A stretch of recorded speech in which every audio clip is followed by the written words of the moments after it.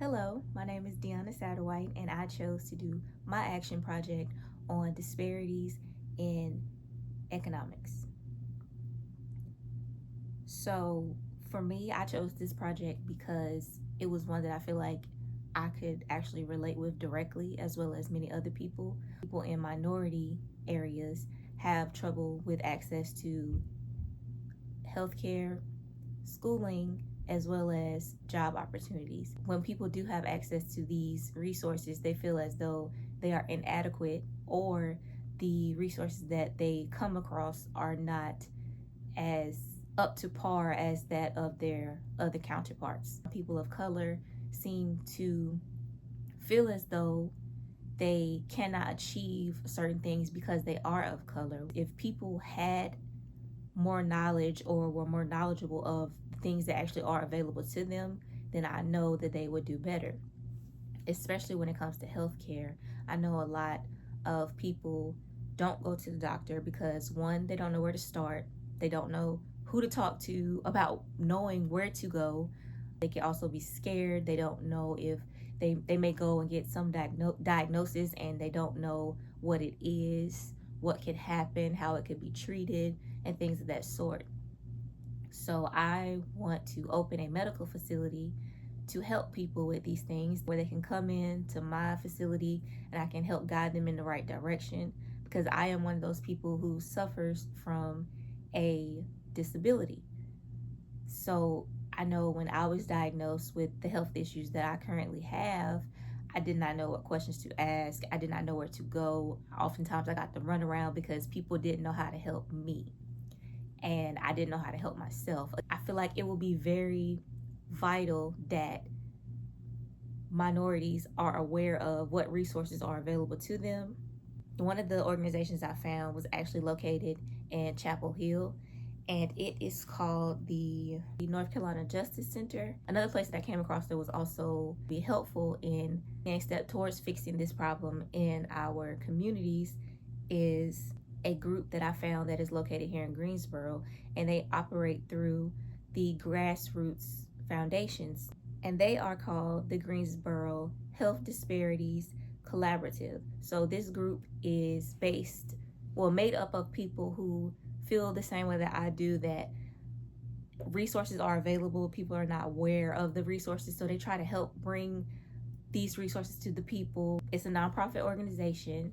I wasn't able to actually go in and meet with anyone at this organization, but I am actually interested in working with them to see what it will be like when I try to open my business and, help bring it into fruition of where to start as far as what I need to do as a business, but also keeping in mind that my goal is to start small, but I want it to eventually end big or have a big outcome. I know that I'm only one person, so I can start small in a small community. Starting small is still a big step, and other people need to realize that as well, as far as getting help for themselves. I don't want people to continue to feel as though they don't or can't get the help that they need just because they are of color.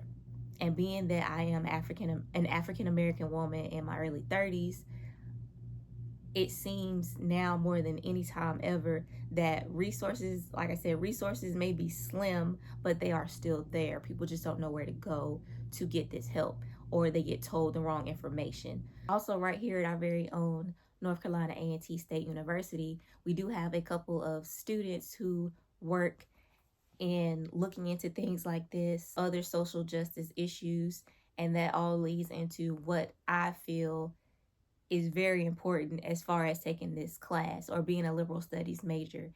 It puts it in perspective more of how many different disciplines it takes, especially when it comes to this particular topic of disparities, when it comes to healthcare, jobs, schooling, anything like that, or any additional aid that someone may need.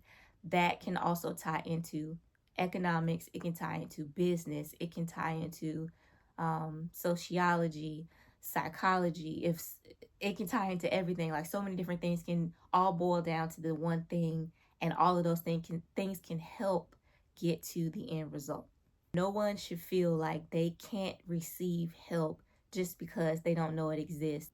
I can definitely say that this issue reproduces inequality repetitively within minority communities because, again, if no one is aware that they can receive better or do better for themselves, then they're going to do what they're already doing, which is the bare minimum, or they're going to feel stuck at where they are because they don't know how to go above and beyond to get that better help for themselves. I also know that creating these avenues for people to receive better help may be a bit challenging because they have to commute to the place. A lot of times people aren't able to have access to a vehicle or any kind of driving service that can drop them off in said places, which is another thing that I want to offer in my facility when I open it, to let them know that those ride services are available, and they actually are available through certain health insurances. They're also available to people who are over the age of 60 for free, in some cases even without insurance. Again, most people do not know that. I personally didn't even know that until I was being treated for my kidney disease.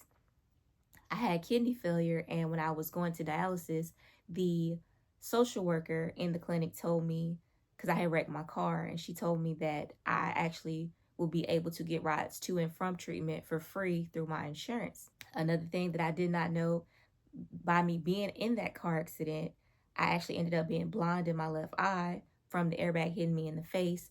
So people that have been in accidents and things like that can be entitled to compensation. They can also receive disability checks, and things like that people aren't aware of, even if it's just temporarily into where you need to get further, or so that you can get further within your own life.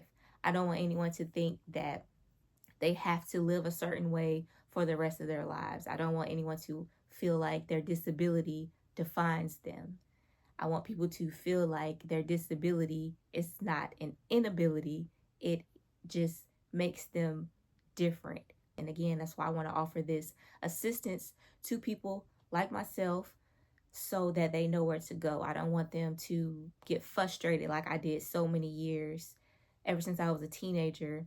It can be very frustrating because then in the end you feel mad at yourself because you didn't know what questions to ask, or you are mad because you didn't do enough research and someone told you wrong.